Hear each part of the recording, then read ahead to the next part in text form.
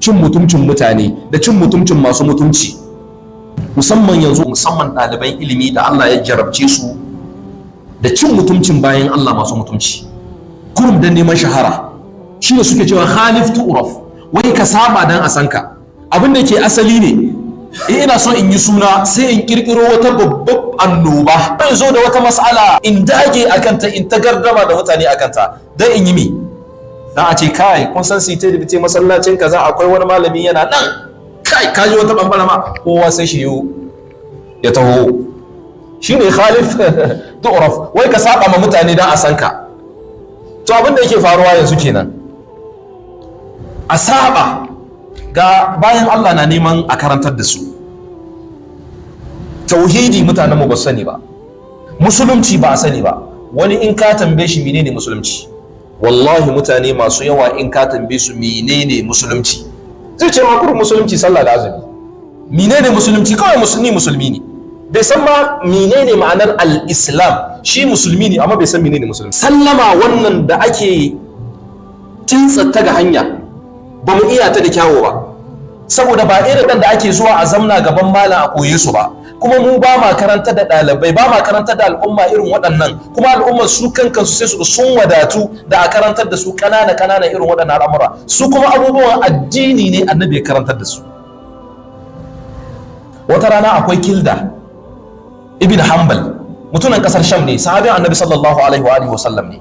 Wata rana ya zo sai iska annabi na shawara da sauran sahabbansa, kurum yana shigowa sai ya zo ya shigo ya zamna.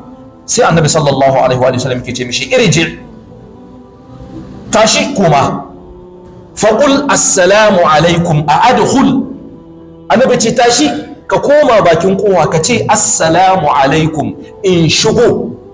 Ka ji da bin sallama ko? Yau da ni da kai galibin mu bamu sanya ake sallama ba, mi musulunci yace dangane da sallama.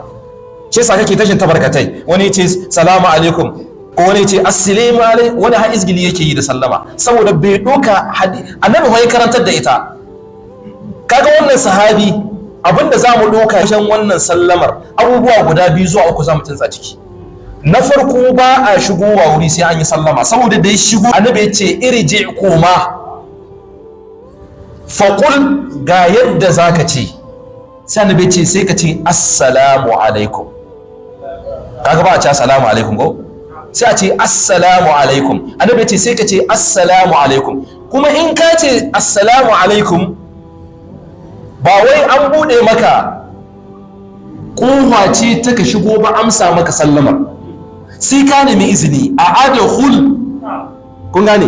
In shigo, ba wai da ka ce salam. To mu sallaman ma ka da ba mu sai mun ga gidan mutum, sallama ba mu sai mun kwara dido, sallama ba mu sai an gane mu haje. In gida za ka shiga sai ka shigo sannan kai sallama, ko kana leku kana sallama. To in ka yi sallaman ma a amsa ma sai ka nemi izini a adkhul. Haka ne bai ce masa fa. Hadisi ne yana cikin Jami'ut Tirmidhi. Kaga wannan hadisi sai koya mana ya ake yin sallama, kuma da wani lafazi ake amfani na yin sallama. Kuma in ka yi sallamar sai ka nemi izini na shigowa cikin gida, in ba wurinka bane da wurin da sai an nemi izini.